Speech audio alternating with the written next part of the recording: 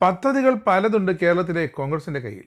Plan A, plan B, plan C മുതൽ Z വരെയും അതിനപ്പുറവും. CR Mahesh MLA വേണമെങ്കിൽ മുഖ്യമന്ത്രി സ്ഥാനാർത്ഥിയാകാം. അല്ലെങ്കിൽ ഇക്കണ്ടകാലം അത്രയും മദ്യവിരോധത്തിൻ്റെയും മറ്റും പേരിൽ അകറ്റി നിർത്തിയിരുന്ന VM സുധീരനാകാം ആസ്പയറിംഗ് CM കാൻഡിഡേറ്റ്.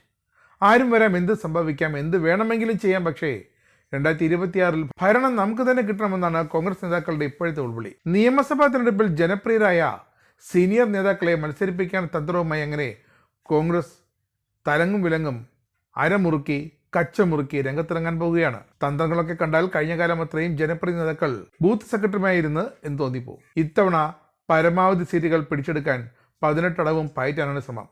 കഴിഞ്ഞ തവണ പയറ്റിയവരൊക്കെ പയറ്റി തെളിഞ്ഞവരും പയറ്റി തോറ്റവരുമൊക്കെ വീണ്ടും ഒന്നുകൂടി ഇറങ്ങും. നേരത്തെ പറഞ്ഞതുപോലെ പിണങ്ങി നിൽക്കുന്ന മുല്ലപ്പള്ളി രാമചന്ദ്രൻ, VM സുധീരൻ, പിണങ്ങാതെ വിശ്രമിക്കുന്ന N ശക്തൻ, പിന്നെ പറ്റുമെങ്കിൽ സാക്ഷാൽ വലാരവി, ഈ നേതാക്കളെയൊക്കെ മത്സരരംഗത്തിറങ്ങാനാണ് പാർട്ടിയുടെ ആലോചന. പിന്നെ ഡൽഹിയിൽ നിന്നും ചിലർ KC വേണുഗോപാൽ അടക്കം കെട്ടിയിറങ്ങി വന്നേക്കും. അതൊക്കെ സ്വാഭാവികം. 2 പതിറ്റാണ്ടായി കോൺഗ്രസിന് ഒരു MLA പോലും ഇല്ലാത്ത ജില്ലയാണ് കോഴിക്കോടെന്ന് അവിടുത്തെ DCC അടക്കം പറയുന്നുണ്ട്. എന്നാൽ ജില്ലയിൽ ഉൾപ്പെടുന്ന 3 ലോക്സഭാ മണ്ഡലത്തിലും കോൺഗ്രസ് സ്ഥാനാർത്ഥിക്ക് ലഭിക്കുന്നത് മിന്നുന്ന ജയം.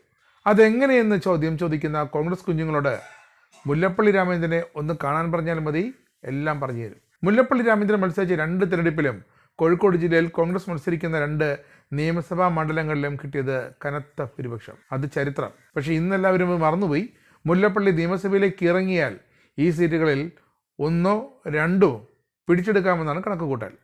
അപ്പോൾ മുല്ലപ്പള്ളിയെ കഴിഞ്ഞ് മുൻപുള്ള തെരഞ്ഞെടുപ്പുകളിലോ അതിൻ്റെ ഫലം ഇപ്പോൾ അനുഭവിച്ചു കൊണ്ടിരിക്കുന്നു എന്ന് വ്യക്തം. അറിയാത്ത പിള്ള ചൊറിയുമ്പോൾ അറിയുമത്രേ. നിറം മങ്ങി നിൽക്കുന്ന തൃശ്ശൂർ കോൺഗ്രസിനെ കളറാക്കാൻ സാക്ഷാൽ VM സുധീരനെ വീണ്ടും ആകും രംഗത്തിറക്കാമെന്നാണ് മറ്റൊരു ആലോചന.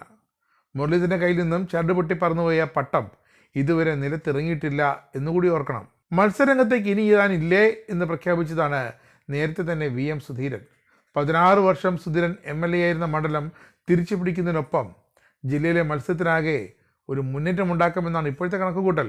തിരുവനന്തപുരത്ത് നാടാർ വോട്ടുകളിലെ ചോർച്ച കഴിഞ്ഞെടുപ്പിൽ പ്രതിഫലിച്ചു എന്നാണ് ഇപ്പോഴത്തെ കോൺഗ്രസ് വിദഗ്ധരുടെ പഠന റിപ്പോർട്ട്. കാട്ടാക്കട, പാറശാല മണ്ഡലങ്ങളിൽ ഏതെങ്കിലും മുതൽ N ശക്തനെ വീണ്ടും ഇറക്കിയാൽ സമുദായ വോട്ടുകൾ ജില്ലയിലാകെ ഗുണം ചെയ്യുമെന്നാണ് വിലയിരുത്തൽ. ഇതൊക്കെ സാമുദായിക രാഷ്ട്രീയത്തിൻ്റെ പുതിയ തുറപ്പുചീട്ടോ പഴയതോ എന്ന് ഇനി കാണാം.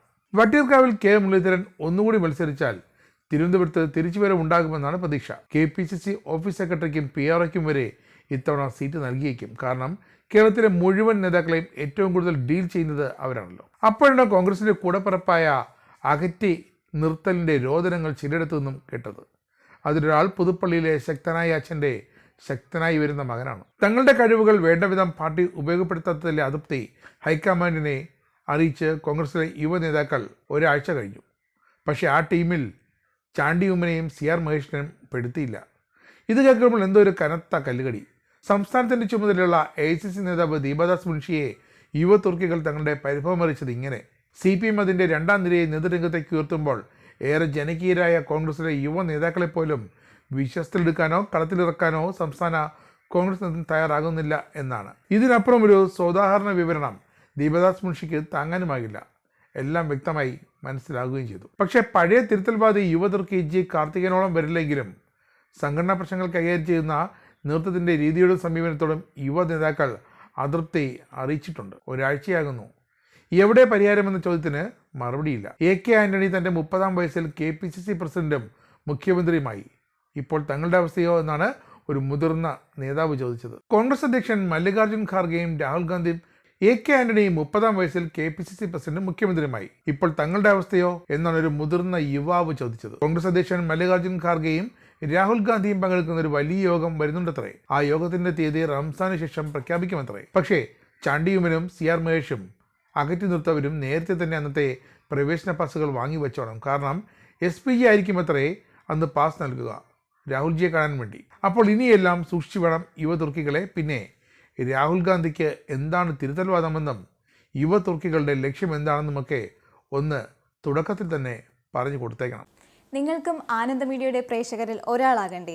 യൂറോപ്പിലും US-ലും ആഫ്രിക്കയിലും അടക്കം പ്രവാസികൾ ഉള്ളയിടങ്ങളിലൊക്കെ ജനപ്രിയ ചാനലുമായി ആനന്ദ് മീഡിയ ഒപ്പമുണ്ട്. ഏഷ്യാനെറ്റ് ഫ്ലവേഴ്സ് അടക്കം നിങ്ങളുടെ വിരൽത്തുമ്പിലെത്തും. ആദ്യം റോക്കു ബോക്സ് സ്വന്തമാക്കുക. അതിൽ നിന്നും ആനന്ദ് മീഡിയ ആപ്ലിക്കേഷൻ ഡൗൺലോഡ് ചെയ്യുക, ഇൻസ്റ്റാൾ ചെയ്യുക. എന്നിട്ട് 02085866511 എന്ന നമ്പറിൽ ഞങ്ങളുടെ കസ്റ്റമർ കെയറിൽ ബന്ധപ്പെടുക. അല്ലെങ്കിൽ +91 735 660 3747 എന്ന നമ്പറിൽ വാട്സപ്പ് ചെയ്യുക. ആനന്ദ് മീഡിയയുടെ സേവനങ്ങൾ സ്വന്തമാക്കുക. മറ്റു ചാനലുകൾക്കൊപ്പം ആനന്ദ് TVയും എൻജോയ് ചെയ്യുക.